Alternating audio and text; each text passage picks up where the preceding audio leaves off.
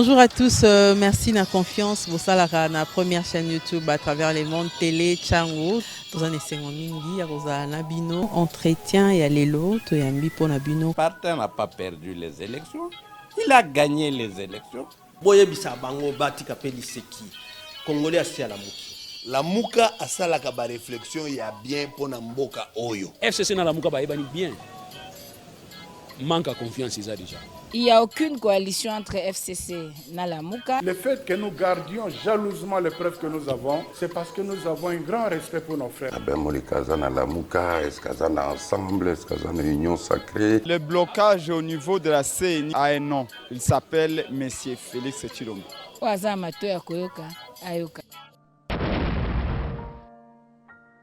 Salut la presse de la liberté. Au nom de l'armée des bâtisseurs tshisekidistes, ABT, un mouvement politico-social au sein de l'Union pour la démocratie et le progrès social, l'UDPS en sigle, nous avons le réel plaisir de vous recevoir aujourd'hui.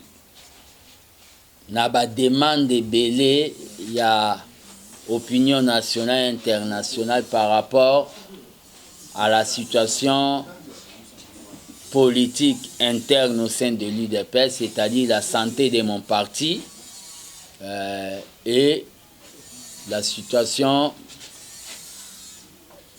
du pays.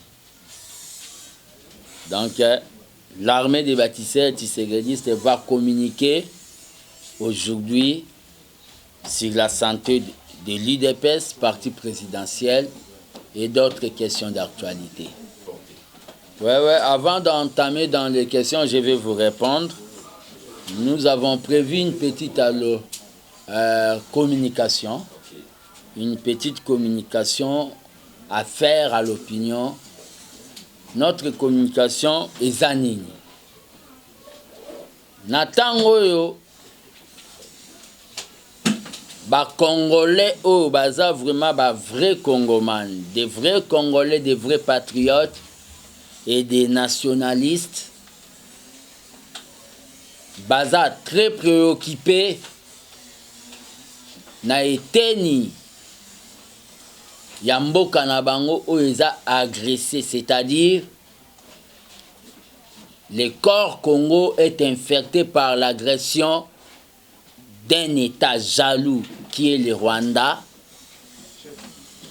Na tango ba Congolais bazo sala ba cauchemar pona makila ya ba ndeko na bango na Est, na Beni, na Ituri, partout, na Ganda. Ba Congolais bazo sala ba cauchemar. Les hommes politiques veulent venir distraire l'opinion, désorienter l'attention de l'opinion. Natango ba Congolais, il faut apporter appui.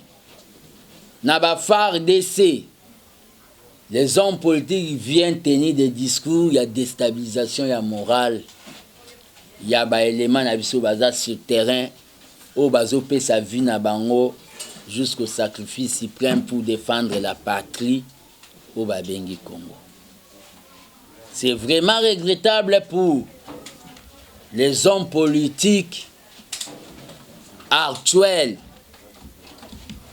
au Bazomi Benga, les hommes politiques modernisés ou civilisés, de voir que Bazobo Sanao Babengi cible, c'est-à-dire conquérir, stabiliser au Babengi la situation il y a Est jusqu'à présent pendant beaucoup de décennies et salut au Babengi un océan de secrets. L'armée des bâtisseurs tshisekidistes, un mouvement au sein de l'UDPS avec comme identité des non-fanatiques, c'est-à-dire des non-dialélo, a voulu parler aujourd'hui sur Obabengi, la santé de l'UDPS, référence de la politique congolaise la machine et l'école que Tshisekedi, le père Étienne, avait créé, ndenge se comporter. Par rapport à l'Est, l'armée de Baptiste Tshisekedi remercie le gouvernement. Des warriors na position na bango fixe et constant, une position constante pour na koboya proposition ya président Museveni oya lobaki keba koka ko négocier na M23. Et le gouvernement est fixe. Pour encourager bateau bazo sala quand même ce que veut le peuple, que demande le peuple. L'armée de Baptiste Tshisekedi jette des fleurs, félicite les ministres de la communication pour un discours clair, non maquillé. Le ministre de la communication Patrick Muyaya. Il a un discours nationaliste non négocié vis-à-vis de Rwanda. Il ne va pas avec des diplomaties. Toujours remercier. Qui veut la paix prépare la guerre. C'est ça l'actualité. L'actualité n'est pas à Kingabwa. Mais comme Boye pour Boye, nous allons dire un mot sur ce qui était l'actualité hier, aujourd'hui n'est pas l'actualité. L'affaire du type de Kingabwa. Qui veut la paix prépare la guerre. Mais la guerre ne se prépare pas dans le bruit. L'armée de Baptiste Tshisekedi, avec moi comme porte-bouche, il y a un membre de l'armée de Baptiste Tshisekedi, je tiens, s'il vous plaît, vous dérangez trop. Hein. L'armée de Baptiste Tshisekedi, avec moi comme gardien du temple, comme porte-bouche, toujours senga na gouvernement imposer, exiger une ligne éditoriale na ba chaîne nyonso ya télévision oyo edifizara na Congo. Une ligne éditoriale oyo ezo correspondre na situation ya guerre au tozana. À cet instant, la télévision, la musique en domboloté. Ça doit être une émission. Il y a nationalisme, il y a amour de la patrie. On est en guerre. L'armée de Baptiste Tshisekedi, à travers les gardiens du temple, demande au gouvernement de la République dès la rentrée prochaine, il y a ma classe, que ça soit enseigné à l'école que les Rwandais, c'est les satans du Congo, comme ça s'est fait à l'Iran, que les États-Unis, c'est les satans de l'Iran. Que ça soit enseigné que Kagame n'est pas un homme à laisser vivant, dès l'école primaire. Ça sera une préparation morale.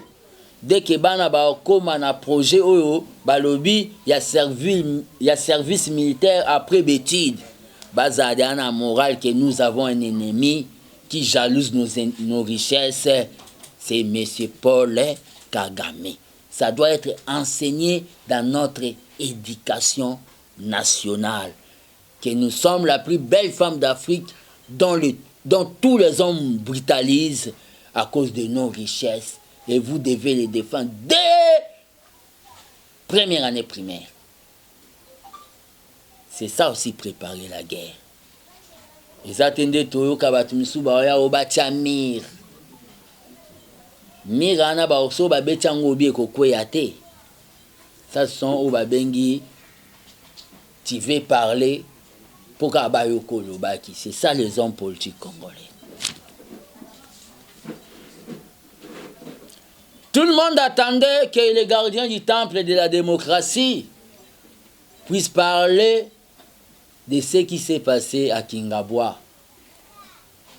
Je ne voulais pas parler de ça, c'est-à-dire la sortie donnée au Babengi une réponse dans la sortie médiatique. Il y a M. Jean-Marc Kabound. Je ne voulais pas parler de ça parce qu'il y a 3 ans passés, j'avais déjà parlé de tout ce que les autres commencent à parler aujourd'hui. J'avais parlé déjà d'un villa qu'on construit à Kingabwa avec un main-d'œuvre chinois, il y a 3 ans passés. J'avais dénoncé déjà 3 ans passés que Bazote Kabapost a combattant. 3 ans passés. J'avais dit déjà que cet homme était un Blaise Compaoré tout près de Thomas Sankara. C'est-à-dire Sobokei, na Burkina Faso, s'il vous plaît. Ne me déconnectez pas. Je commence déjà à vibrer. Sobokei, na Burkina Faso, il y avait des frères qui ont pris les pouvoirs. Mais et c'était un coup d'État. Mais nous ici, c'était de manière démocratique. L'autre a jalousé, l'autre l'a tué. Gardien du temple de la démocratie, avec les dons prophétiques que Tshisekedi le Père m'a donné, j'avais vu déjà à M. Jean-Marc Kabound, ex-compagnon, qui a déserté aujourd'hui le combat de la lutte pour l'instauration d'un état de droit, namona qui est déjà caractérisé na jalousie ya Lucifer, ou alinga ko renverser nzambe po konza mokili. Il a été précipité dans ma belé. Namona qui est que azalaki caractérisé na jalousie ya Obabengi. Blaise Compaoré, il a tué son frère Obabengi, Thomas Sankara. Dans la vie, la nature nous enseigne. Il faut accepter de servir pour que demain on vous sert aussi. La nature nous enseigne ça. Servir les lots pour l'obiope. Batuba kokako servir yo. Jean-Marc Kabound a se démasqué. La page de Jean-Marc Kabound était déjà tournée. Était déjà tournée. À l'inginde azonga en actualité et des hypocrites. Des gens dont hier applaudissaient pour Jean-Marc Kabound veulent se mettre aujourd'hui debout pour commencer. Yakoko Sapeuple qu'il avait fait ceci, qu'il était ceci, enrichissement illicite, et minier. Les bolo bakare minier wana. Les yazwa bakare minier wana. Boloba ate lobby. Le loboya au lobango, c'est que vous êtes une association de malfaiteurs contre les biens du peuple. C'est ça la position du gardien du temple. Un homme responsable ne peut pas laisser un mal évoluer, même tuer ce qui est patrimoine comme l'IDPS, laisser ce mal, tuer l'IDPS, laisser ce mal, laisser les combattants dans le chômage pendant au moins 4 ans, laisser ce mal, tuer la machine politique de l'IDPS, parce qu'il y a eu des problèmes. Aujourd'hui, vous venez ouvrir Minoko Nabino pour bolobake Kabound ceci, Kabound cela. Kabound peut bien aller créer son parti politique. Nous sommes des légalistes, c'est conformément à l'article 5 dont tout citoyen peut créer son parti politique. Mais ce que Kabound a fait, il est en train de chercher. Bataille Maboko Bakangae pour te fabriquer leader. Je demande au président de la République. Je les remercie d'abord. Je remercie le gouvernement de Badifisa qui ba bêtise na ye ba l'hiver na yo alobaki na Kingabwa nde ba diffusa ki nde ba lexa ki na RTNC. Ça démontre notre sens démocratique et ça contredit ce que M. Jean-Marc Kabound a eu à dire Nanda Kune o et Salama avec un main d'œuvre chinois. 520 gigas. Les problèmes des cartes de membres de l'UDPS, la gestion du parti, ça a été déjà dit 3 ans passés par le gardien du temple. Oh, na viva qui va torture, interdiction ya quota, na permanence par vous. Aujourd'hui, bolinga bobima comme si bino basantu.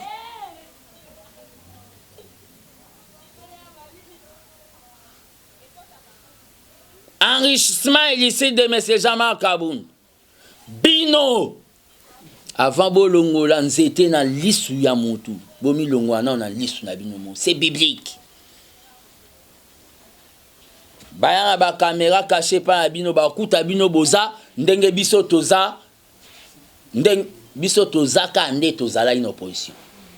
Na bino bato bolinga bolo bawana. Vous savez, manière où s'enrichir. Bah discours où tenir à limiter ana. C'est les faibles qui vous applaudissent. Mais les gens avertis, bateau bazar maele, bah ben une association de malfaiteurs. Bo pesi soni na tiseke di les pères. Boza elo alobate. Bon, comme ça qui lit, il dépêche li Kelemba. Il y a 3 années passées dans le Bakango. Bah, comme ici, il dépêche li Kelemba. Bango balie balingi ba combattant baliate. Lelo nakata li Kelemba na bino. Et bimsel bino mindondo. Boko molinga boya ozwa ba combattant. Po ba bunde amno bitumba. Combattant au lia quitté. Soko ko défendre UDPS défendre en ndenge na yo kozwa ordre mon côté ya batu nyonso ba koma ba nouveau riche. O ba mona ki binoke botika na obongo bobetela bango maboko bango nde ba cadre. Combattant réfléchir pour venir à partir na yo moko de manière libre, sans influence ya mutumo. Il y a d'autres qui parlent dans des médias. Ba onde basala mandat spécial, il y a confusion ya Jean-Marc Kabound. Les lopé bokomi kobimabolo balabato. Je ne défends pas Jean-Marc Kabound. Surtout à vous les chaînes de YouTube. N'allez pas mettre des titres que fils à côté de Jean-Marc Kabound. Je suis entré dans celui qui va mettre ce genre de titres. Ça sera son dernière fois à tendre un micro. Soyons déontologiques. J'analyse la situation de manière impartielle. Mais c'est Jean-Marc Kabound. Il a tout dit. Mais tout ce qu'il a dit, ça a déjà été dit par nos opposants. Abimisi Elo Wasikate. Il n'a pas inventé la roue. Qui veut noyer son chien l'accuse de rage. C'était ça au babengi communication. Muto alingaka bo mambwa na ya zinse na mai. Aloba mambwa na ya zana maladi yamaba je crois. Rage.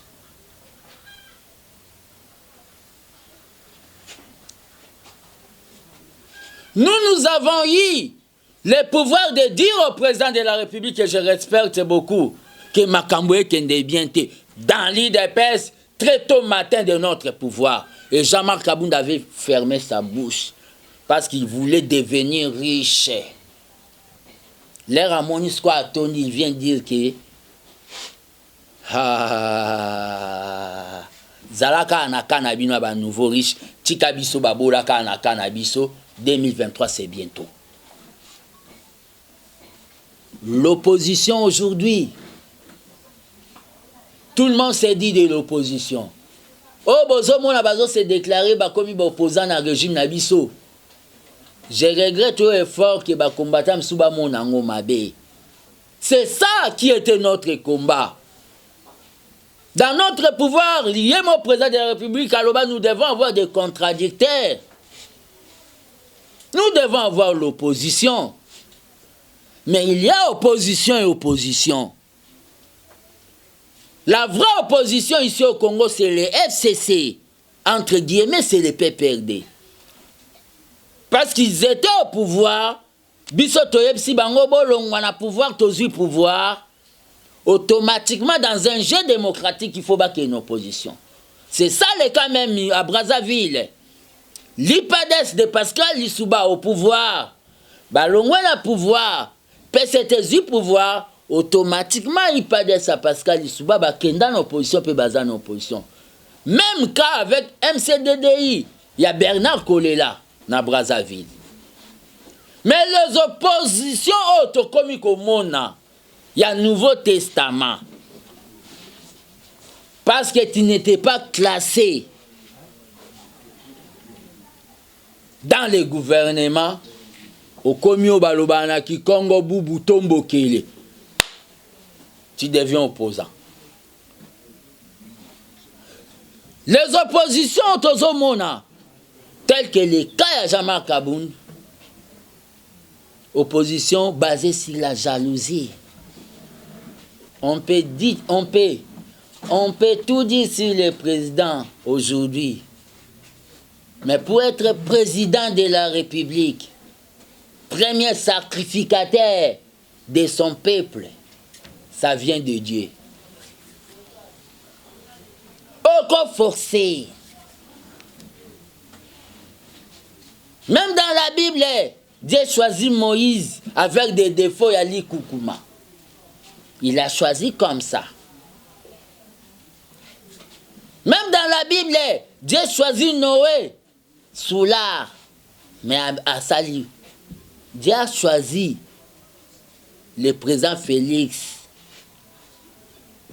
Lui-même sait pourquoi il a choisi. On ne force pas la nature. Okoya kosi sabana na opamba. Pesa mwana liboso po okoma président. Ok, sous pesa mwana mibale po okoma président. Pesa mwana misatu.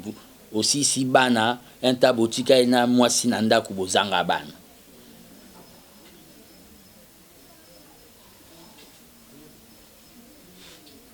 Un combattant doit pleurer parce que Jean-Marc Kaboun est parti. Naloba na bino IDP César lokola nzete. Makasa yakala ekokweya ya siki kobota. Tshisekedi le père est passé. Liaou Marcel est passé. Ngaoula Pandangil est passé. Birindo est passé. Kibasa Malib est passé. Fati passera. Kaboun est passé, moi aussi je vais passer. Mais la base restera base.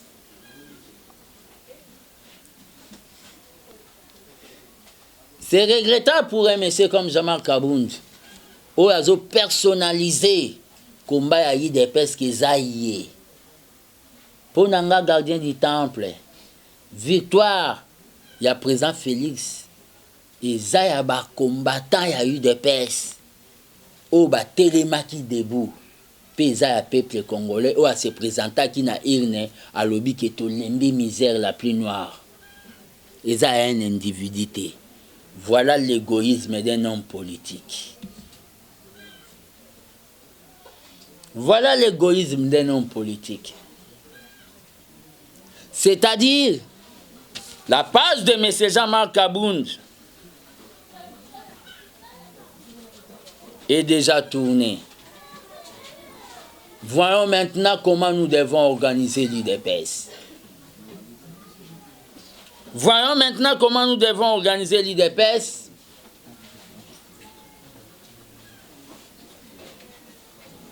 Nakozonga na obabengi les fondamentaux de l'IDPS. N'arrêtez pas Jean-Marc Kaboun, sinon vous allez les faire un leader. La police congolaise, sur base de la brutalité, peut-être à l'époque, Yakala, ils ont eu à tirer des gaz sur Fayoul. Aujourd'hui, Fayoul s'est dit leader. Ne fabriquons pas des leaders. Laissez Kaboun parler là-bas, faire ses brouhaha, c'est-à-dire maquiller les Yaouenzi à Kingabwa. Il se fatiguera lui-même. Entre-temps, les trains du peuple d'abord avancent.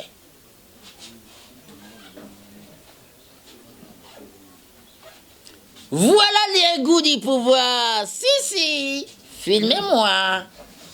Naloba na binote. Nga voa mukolo bo na mati voa na cheval. Goube wate miana. Aloba. Voilà les goûts du pouvoir. Yé pas le si, filmez-moi. Goube wazong c'est on va balancer ça dans les réseaux sociaux. Wana personnalité politique.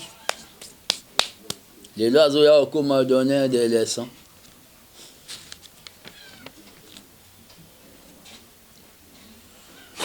Martin Luther King avait dit ceci. Il est complice, quelqu'un ou un peuple qui laisse un mal évoluer. Il garde silence, c'est qu'il est complice. S'il y avait le mal dans le pouvoir du président Félix, Kabunda laissait ça, mal année évoluer. Il est complice, il n'a pas de leçons à nous donner. Il n'a pas de leçons à nous donner. Et ceux qui veulent répondre à Jean-Marc Kabound doivent aussi se taire. Parce que quand Kabound a combattu Hitler, na kati ya UDPS, bango balai ba complice na ye. Bakangamino na bango.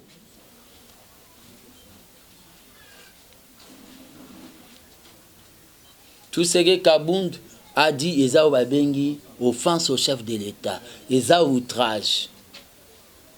Il y a des gens qui ont quitté le parti politique Nabango, Vital Kamerhe. Boyoka bango ba finga Kabila ndenge Kabunda fingi. Il y a des gens qui ont quitté le parti politique Nabango, Zébélé. À Monique, pour des convenances personnelles à Longwenae. Mais yo lingo longwana yo d'abord ba longo la ki yo ozangi na mamba oloba olingo oyepo o annoncer loba ki nga na osama kam nanga ya ngai na ndenge nanga mba moyo bando finga mutu faible d'esprit. Faible d'esprit.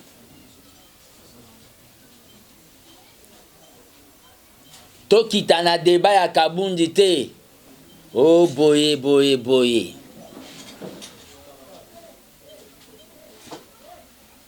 Na makambo ba carré mignon bozolo bawana. Je n'avais pas dénoncé qu'il y a des gens dans notre pouvoir, à tout moment ils sont au Katanga. Et là on y bakenda ça kuna kozwa coltan. Je n'avais pas dénoncé ça. Vous m'avez tabassé à limiter là-bas, non? Aujourd'hui boya lo bana peuple azozanga lipa. Azodefa lipa na tongo qu'il y a des gens qui se partagent des carrés miniers. Il y a ba papa Nabino. Il y a ba carré minier, ba combattre, il y a ba papa Nabino.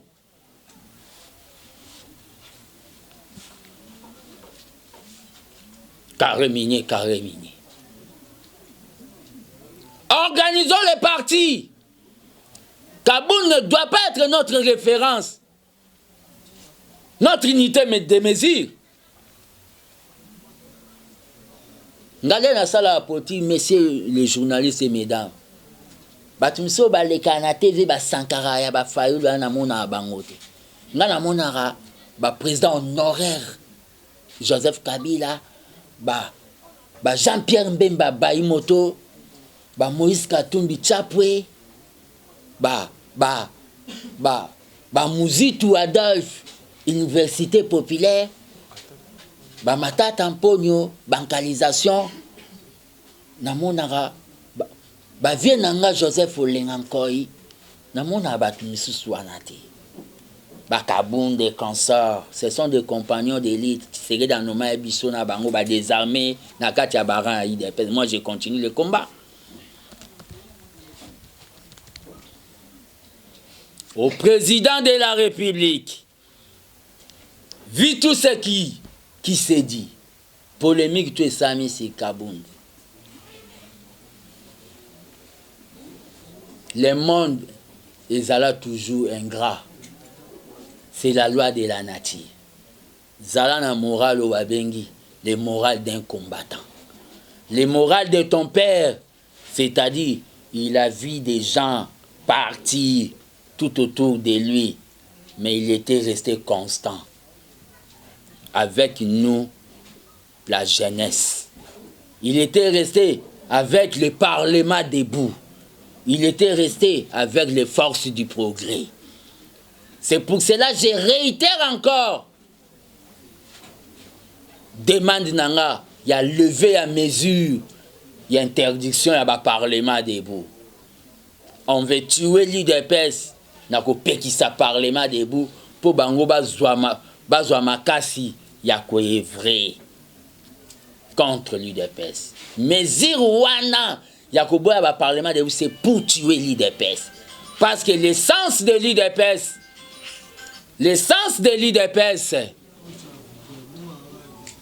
s'il vous plaît, l'essence de l'UDPS, la force de l'UDPS, c'est le Parlement debout. Jama Kabundu, qu'il aille faire ce qu'il peut faire, entreprise naïe.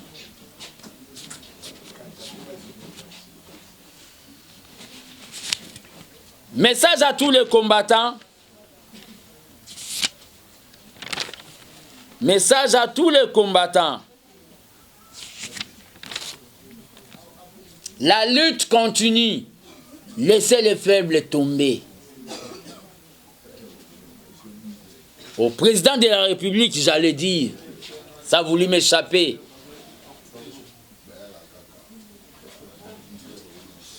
Nous devons revenir dans nos fondamentaux de l'UDPS. S'il vous plaît. Kabound est le groupe de ces acolytes Kabouya qui veut aussi se mettre debout aujourd'hui pour parler à Kabound. Au moment où il était son propagandiste dans des matinées politiques.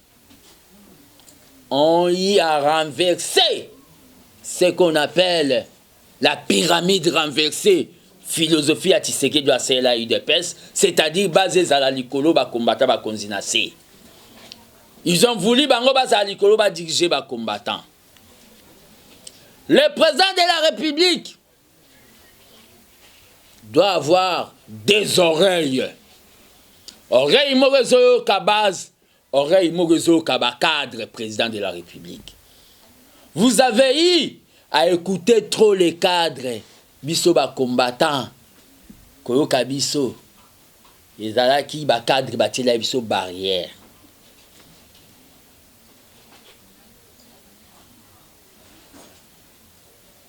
Les 70% que vous avez donné à M. Kabound pour la misala ba combattant, j'ai eu à révéler que Baote Kango il y a beaucoup de temps.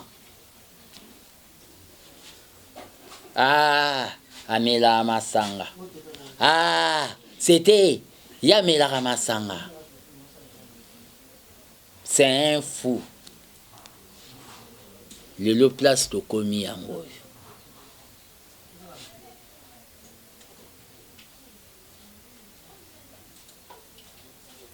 Zonga na obabengi pyramide renversée. Kanisa nzembo toyembela ki yoka base. Nde toyebisa ki na Genève retirer signature pour retirer signature.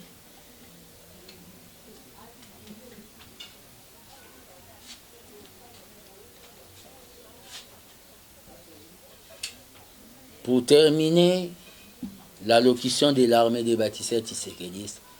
Na kata batu nyoso bazo bimabalo banabino makamba Jama Kabound mosanto azate. Ezali kopa. Ya bato balingai ba combattant UDPS baza ba chômeur. Bato wana nyoso ba ole kabalo bana Kabound sikoyo. Baka amino na bango. Il fallait balo bango l'air mabe bandaki. Pas mabe zunzo mobimba. C'est sa position na biso. Na yo Jama Kabound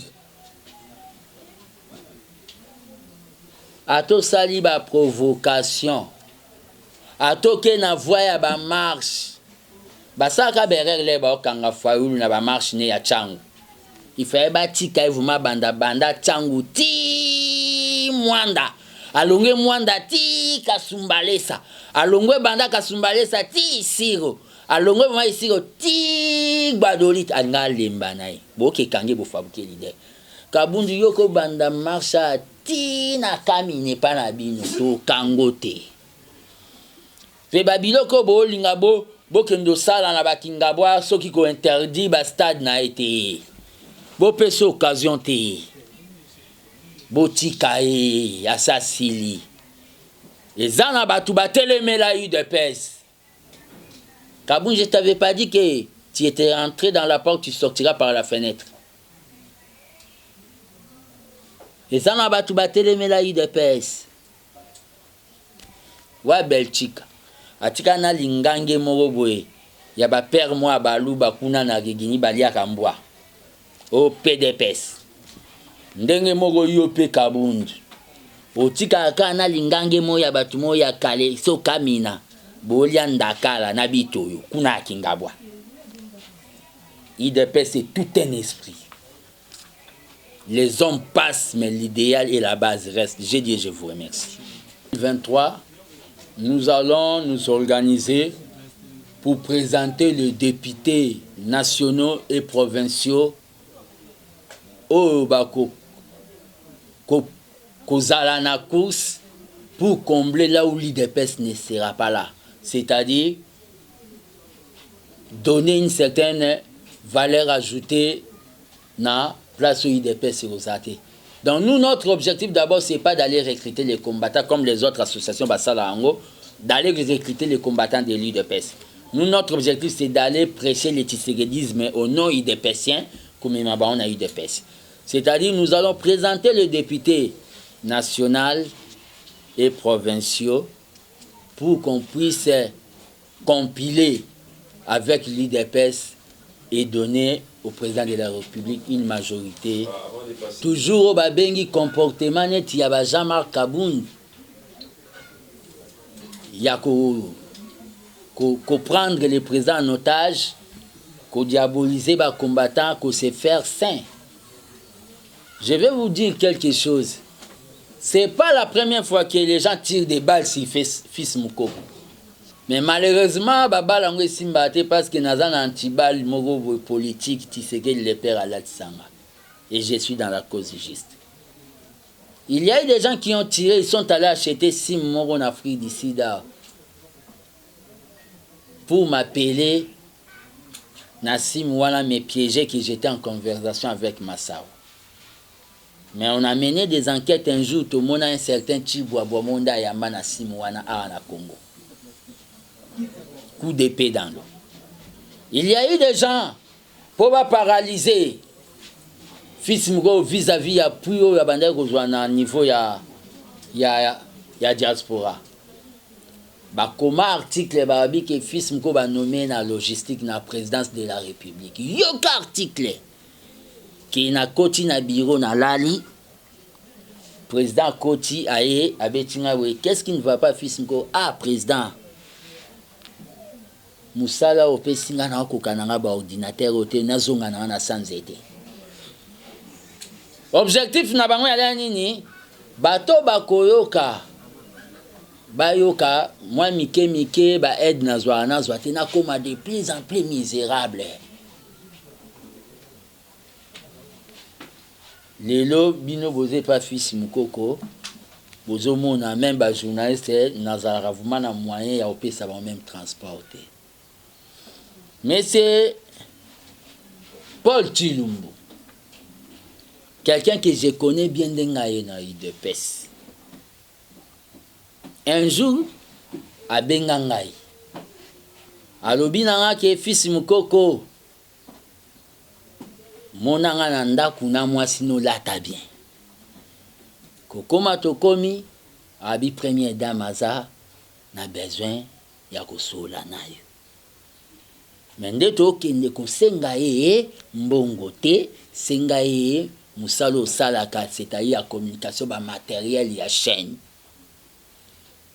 kokoma tokomi pa première dame tosololi na première dame atuninga siko tozolinga to se séparer na bisa papa nini c'est-à-dire bisa fati nini na bisi ekendo yebisa e soka kabwani na wana eza na 2019 na FC hein na FC soka kabwani abomi mariage à FCC cacheté à risquer ça la mandat moko c'est vrai kovanda tovandi kota d'abord to bando le premier dame boyeza ma pété na omona ngo eza bien te mais il faut na répondre faut pas tu dois saluer ba bengi atteinte à la personnalité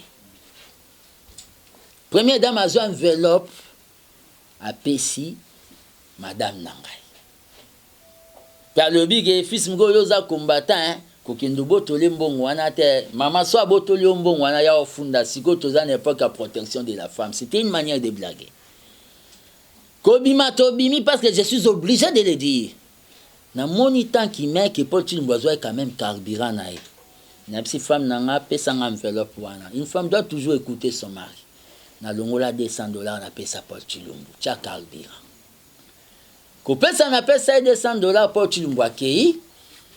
Tellement que moi j'ai fait des options pédagogiques. Mais j'ai un don de la communication. Parce qu'il y a ça déjà ma chaîne, ma émission et campagne. Dans un mois où bengi créativité, il y a grille de programmes. Dans cette grille de programmes, il y a 10 émissions. Je suis allé voir mon ami qui est votre confrère. Il est vivant ici. Son nom c'est Chevalier Elimfous. À comme un organe Nemo Baobab News.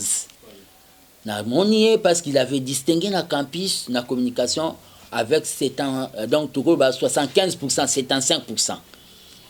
Mon ami a concevoir pour nanga babengara ligne éditoriale ya chaîne. Ko sala linga na moni combattant na biso mo wa sala na chaîne mo na Angleterre que son âme repose un peu Marius a sala linga ba matériel nini na koki ba sombelanga. J'ai pris le dossier chers amis. J'ai appelé Paul Chilombo. Et dans les langages d'abord, Paul Chilombo, quand il m'appelait, il me disait petit ndeni. Ils ont négligé comme ndeni. Nabi Nazo a prêté dossier. J'ai pris le dossier au nom de Dieu du ciel. J'ai appelé Paul Chilombo première fois, deuxième fois, troisième fois. Paul Chilombo me dit fils mko comment déranger nga. Tindelanga ngona WhatsApp. Nazui na tindelia WhatsApp. Tu n'es pas mort, tu étais là.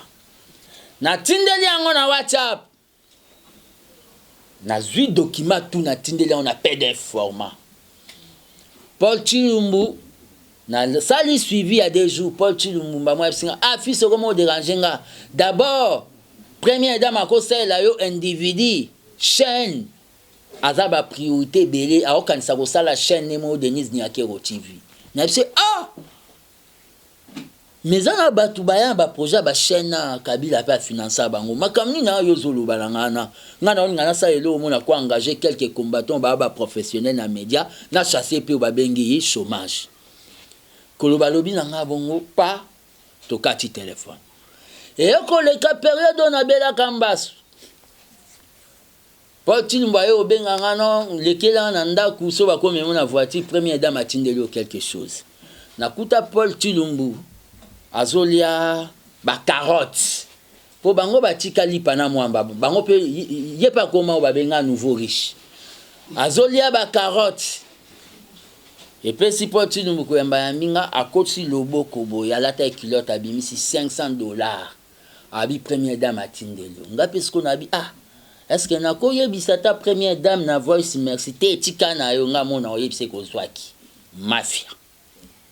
Première dame a côté de la Mutumbongo, ils en enveloppe, ils ont ka boy. Na ebité, que j'en ai une, na bi muto ils ont bani.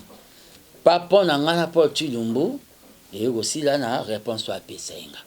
Mais makambo Paul Chilombo leki na chaîne, je suis en train de profiter. Si M. Israël Mutombo est vraiment professionnel, conformément à la déontologie, après Sanga ou Babengi, une émission, droit de réponse ou une émission contradictoire à M. Paul Chilombo.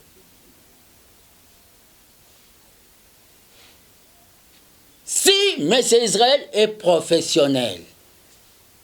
Et quand il me passer, je ne sais pas, Edo ya maman Olive, pourquoi ça met les gens mal à l'aise. C'est de l'humanitaire, tout simplement. Je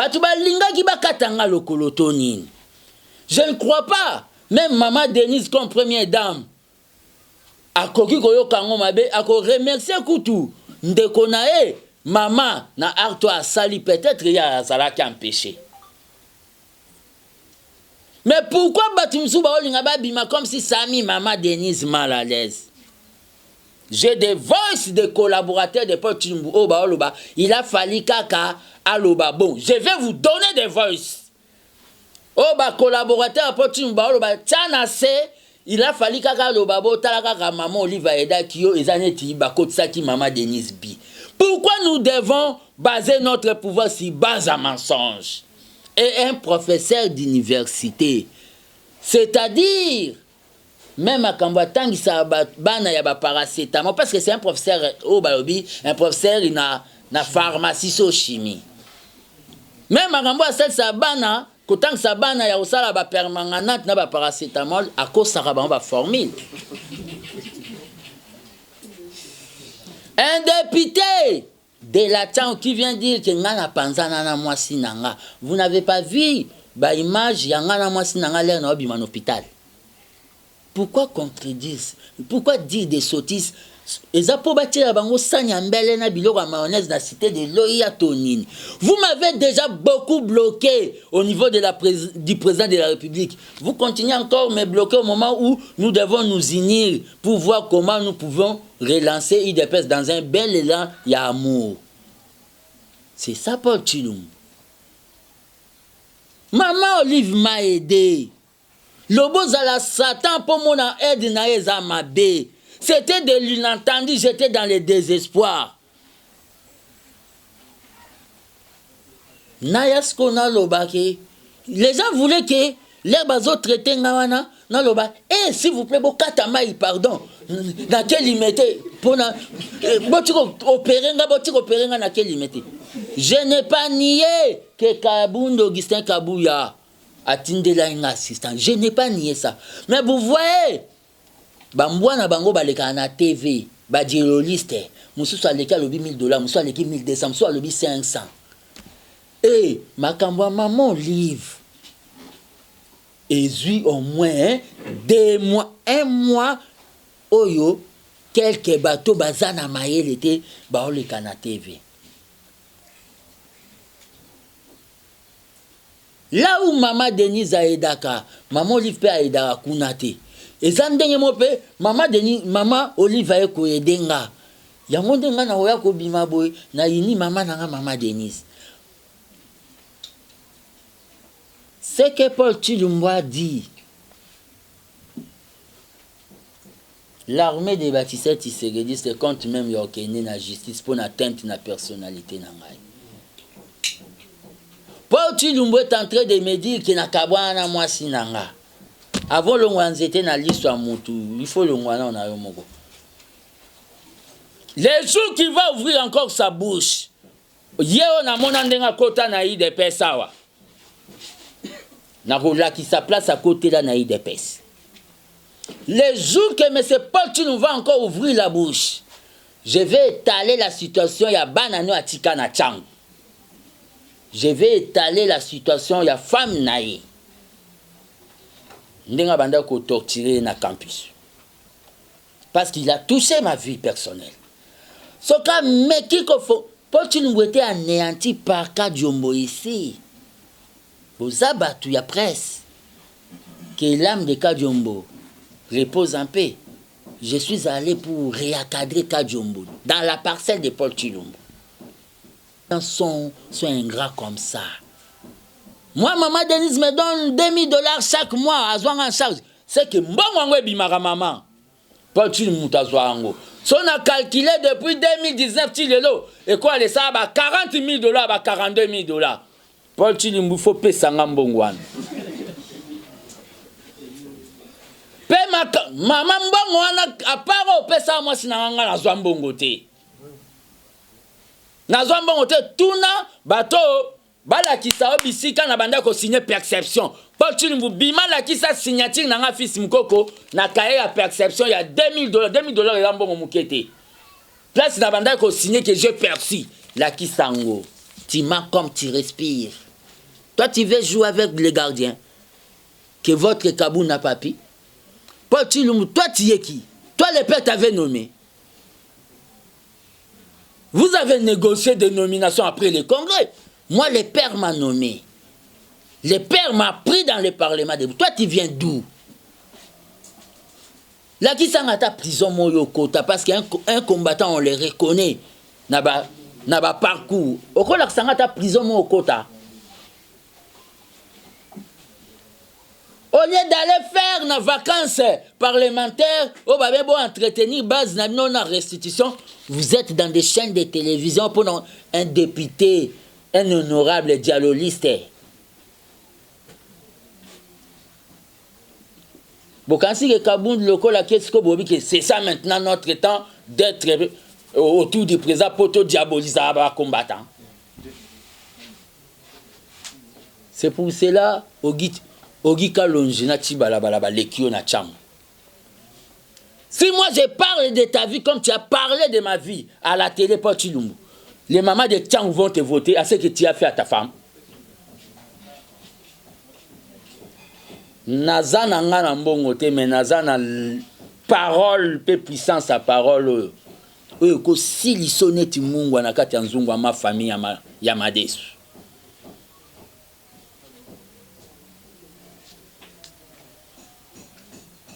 Ce sont des gens pareils qui entourent les chefs de l'État.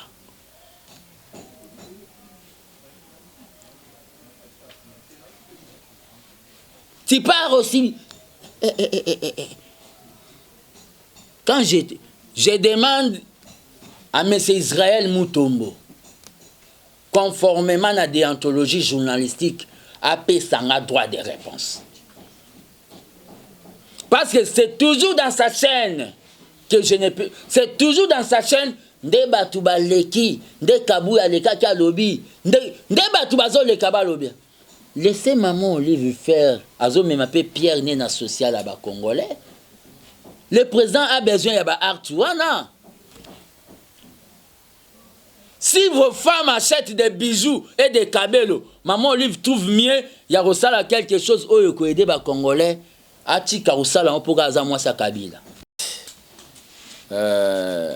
Président Franck Diongo, c'est tout à fait légitime à un monsieur ou à une dame de changer les options politiques.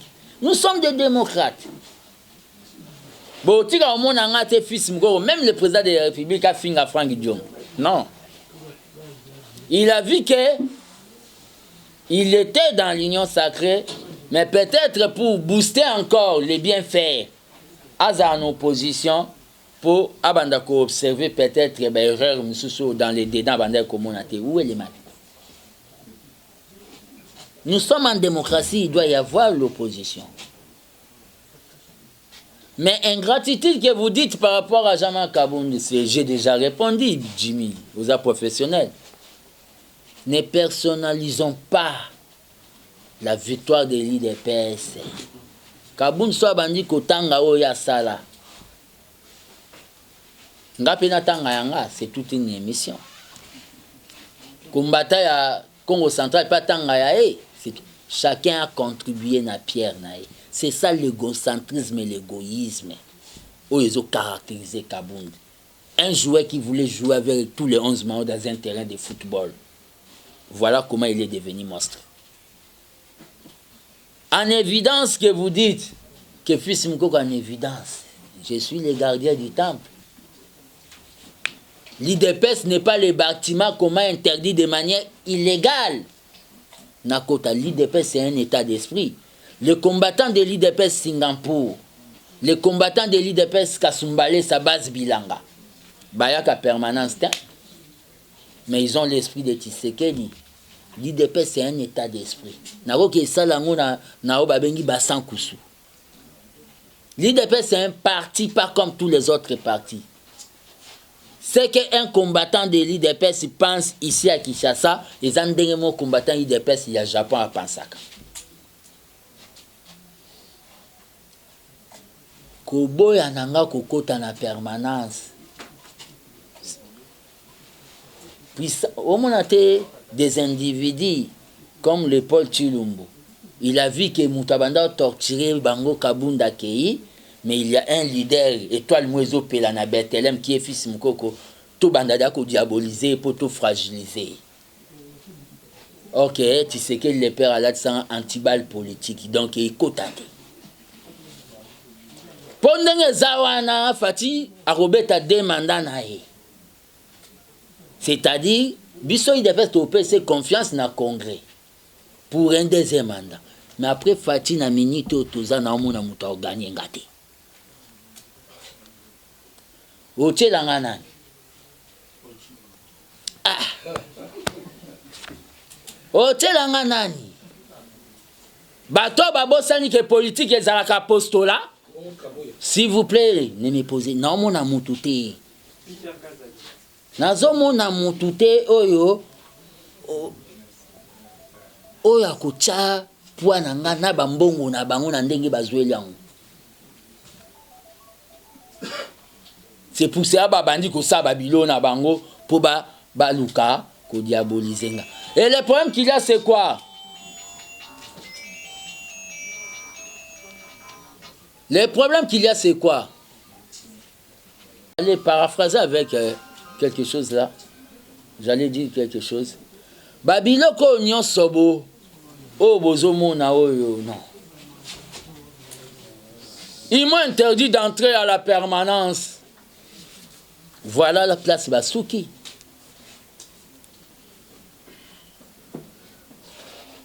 Voilà place Basuki. Je demande à celui qui reste encore là, Augustin Kabouya, de ne pas créer ce qu'on appelle des conférences constitutionnelles ou les ateliers de Kisantu, de nous appeler Naoba Bengi ba sismo otoko lobana, to lobana, tout ça l'autocritique à partir pour toi atterrir bien en 2023. Sinon, soto tika ko lobana te, notre avion risquera de crasher en 2023. Ce n'est pas en choisissant quelques fanatiques. Et j'ai dit aux combattants, sauvons l'UDPS n'est pas des individus, n'est pas question de cadres. Tous ces cadres ont eu des fois à négocier avec l'homme de bêtises qui est Jean-Marc Kaboun pour les pouvoirs. Le col a pu mettre bango batombo kelaki. Sauvons l'UDPS, c'est toi combattant de l'UDPS qui me regarde du nord, du sud, de l'est et de l'ouest et du centre. Sauvons l'UDPS n'est pas oh tel. Batouana tout bazapo nara bazwa pouvoir bakoma bangope ba nouveau riche. La politique eza ba bengi un apostolat. Neti ba sango ya série ya mindele ya ba cardinal Malula. Mais bato bakomi ko ça la politique pour ba s'enrichir. Laurent Gbagbo Loba, c'est très très mal de faire la politique pour s'enrichir. Que le président de la République revienne à son discours, il y a Sainte-Thérèse, au Ezali, au Babengi. Nous sommes en train de chercher le pouvoir pour ne pas se servir, mais être les serviteurs du peuple. J'ai dit, je vous remercie. Oh, l'aime sous l'importance président qui n'est pas ça, qu'on a la honte. Mais même à Kenya Mamba Congo, à vendre quelque part, même na baninga. Na bateau tout baolo ba jouissance wana. Ba panza Congo, banda midi 24h/24h. Ba kansa ta basi na banté ba pesa banté bisou chez. O ba sala rani za jouissance te. To bateau tout baolo bana so ba bi na bangonde ba obenga ba jeune to kende armée. Ba matavio to kele gunaganda ba o matin. Il y a d'autres choses autour lingato landa et ça bengi tirer seulement pour tirer. Deuxième mandat à présent au Lobinini que si nous allons manquer le discours. Oui, justement, parce que bango balobi bilan ezali penza. Bango balobi, c'est leur opinion. RFI alobi ezali ba millions ezali kokende na banani. RFI n'est pas la voix du ciel. Ça c'est Kaboun. Ouais, vous savez quoi? Hier, il n'avait pas dit ça. Pourquoi il vient le dire aujourd'hui? Hier, il n'avait pas dit ça. Pourquoi il vient le dire? Non, il faut être un homme qui dit la vérité na tour à tongo qui oya le na tour à midi. Peuple a ça souffrir.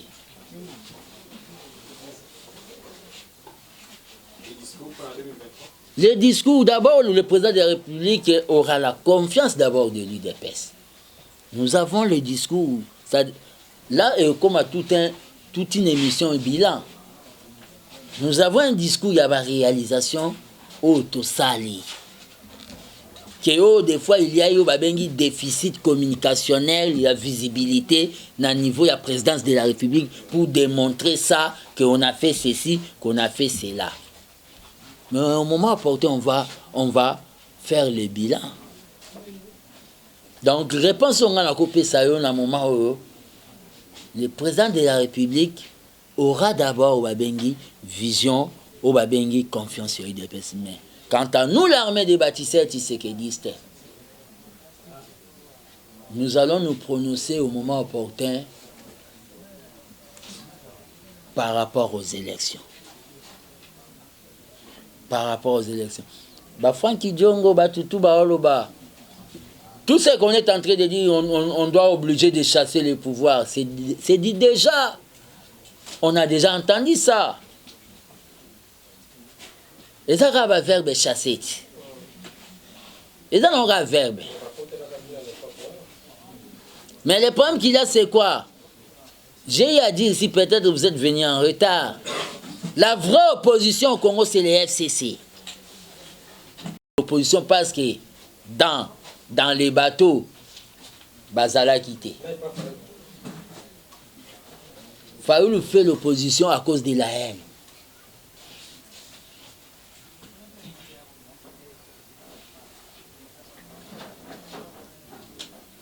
Tu viens dire quelque chose aujourd'hui, hier tu étais là pour applaudir. Et tu veux dire aussi, tu te mets debout devant la presse que tu es un homme. J'ai dit ceci, j'ai dit ceci. Non, non, non, non, non, non. J'ai dit et je vous remercie. Cadre Yaoba Bengi, UDPS, pas dans le cadre de vie privée. Moi, je ne connais pas Fatih dans sa vie privée. Mais dans l'UDPS, on parlait de l'état du droit et le combat. Merci. Non, s'il vous plaît, les retards, mais on essaie un peu de sortir Miwena Maman Olive Lembe, non? On m'a invité, comme on a eu à inviter tous les malades, dans le lancement à l'hôpital Initiative Plus Yagombe. Je suis allé. Tant qu'un leader d'opinion, micro et akakaka. J'ai dit c'est le 30 juin. Je suis venu ici pour encourager l'initiative Oyo. Il y a Madame Olive Lembe Kabila. Où ils ont permettre aux Congolais de soins, la santé, neti, partout ailleurs. C'est une pierre naïe, une indépendance sanitaire. Parce que l'indépendance n'est pas seulement politique, économique ou sociale. Le monde a une indépendance totale. J'ai dit c'est aberrant. Que dans le moment où tu as commis 62 ans, il y a âge, il y a Congo, Moutabeli, qui est traité net genou, dans le niveau de Bengi étranger. J'ai félicité maman Olive pour l'embenabine à Kende Liboso. Vous comprenez? Natina Yosaba Evrewana. Sortie médiatique, il y a Francky Diongo. Ils vont savoir que tu sais que le père avait l'idée pour qu'il y ait des gens qui nous contredisent. Si Franck, il est dans sa liberté de voir que la façon dont les choses marchent, ils a bien été. C'est ça la démocratie. Sortie médiatique, il y a Jean-Marc Kaboundi, c'est l'expression, il y a jalousie, il y a quelqu'un qui était là, dans la gestion. Classe Nzungu ezolambama. Aujourd'hui, il sort pour se faire saint. Pe batuto pe bazolinga babima po babandoloba. Kabunda dit ceci, Kabunda dit cela, bakangamino na bango po. Quand Kabunda était en exercice à Bandeko Sala, bazala qui ba complice naye.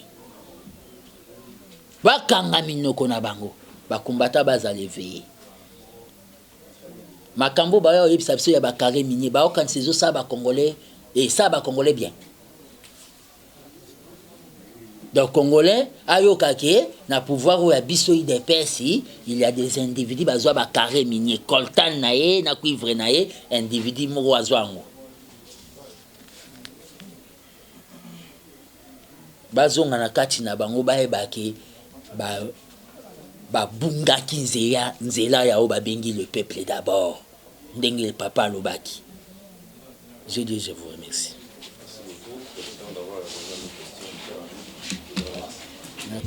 Comment ses enfants et sa femme soka kozwata voix moya ba mama chango.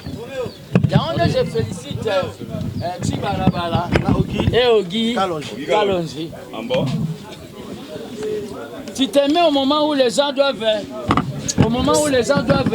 finir pour consolider l'IDPS. Paul Chilumbu. Ah non non. Tu n'es pas de mon niveau politique. Tu es ce qu'on appelle science sans conscience n'est que ruine de l'âme. Tu as dit des mensonges. Je demande maintenant à maman Denise d'auditer, $2000 wana. Bala qui s'en a cahier de perception, on a signé chaque mois qu'il n'a pas $2000. Bala qui s'en a cahier de perception wana. Les wana. Kaye wana place nga na zwaka mbongo chaque mois $2000. Pour $2000 bakope sango mutu boete neti maboko banki. Il faut pas signer quelque part. Le matériel à TV oyo Paul Chilumbu alobi eza na cité de l'OIA. Baye langango je suis toujours disposé à remonter chaîne wana pour la visibilité du chef de l'État. C'est-à-dire Paul Chilumbu il n'a pas de leçon d'éthique à me donner. Il doit d'abord vous... S'il ouvre encore sa bouche, il sera écrasé. Peut-être en 2023, il ne sera pas peut-être dans la liste. Je vais le tuer politiquement. Moi, je suis un animal politique. Hein. Je suis Tisségué du Nouveau Testament. Boba qui s'assout baguette.